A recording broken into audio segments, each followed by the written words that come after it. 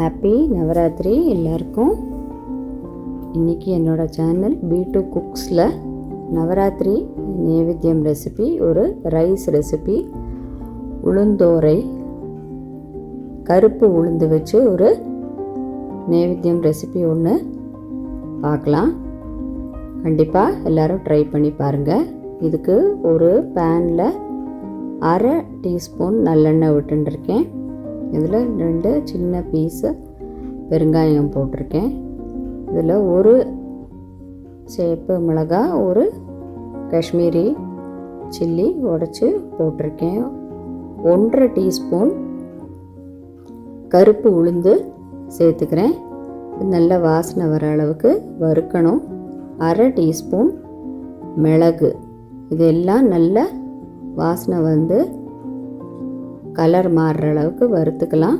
இதில் ஒரு அரைலேருந்து 1 டீஸ்பூன் எள்ளு சேர்த்து எல்லாமே சேர்த்து நம்ம வறுத்துக்கலாம். எள்ளு கொஞ்சமாக கலர் மாறி வந்ததுக்கப்புறமா ஒரு 1-2 டேபிள் ஸ்பூன் தேங்காய் சேர்த்து அதையும் நல்லா ட்ரையாக வறுத்து இதை ரெடி பண்ணிக்கலாம். ஒரு மிக்ஸி ஜாரில் எடுத்துட்டுருக்கேன். இது ஆறின உடனே நம்ம இதை வந்து ஒரு பவுடராக பொடிச்சுக்கலாம். இப்போது இதை வந்து ஆறினதுக்கப்புறம் ரொம்ப கிரைண்ட் பண்ண வேண்டாம், பல்ஸ் மோடில் போட்டு ஒரு 4-5 வாட்டி திருப்பி இந்த மாதிரி அரைச்சி ரெடி பண்ணி வச்சுக்கலாம்.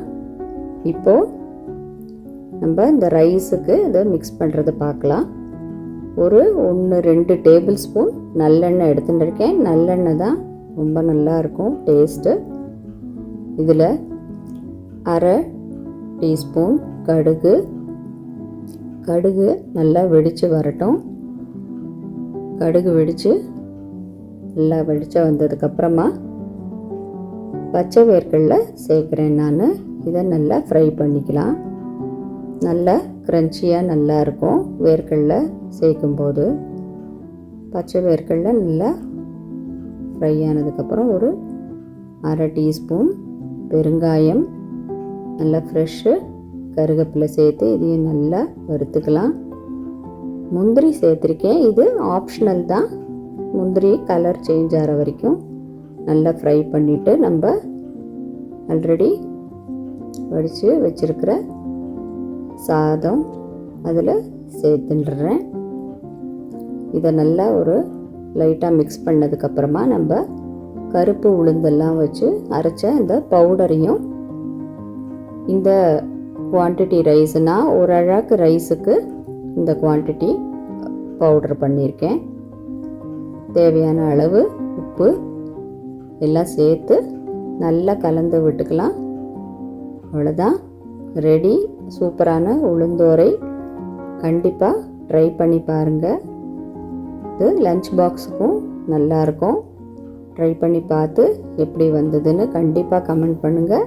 சேனல் சப்ஸ்கிரைப் பண்ணுங்கள். Thank you all.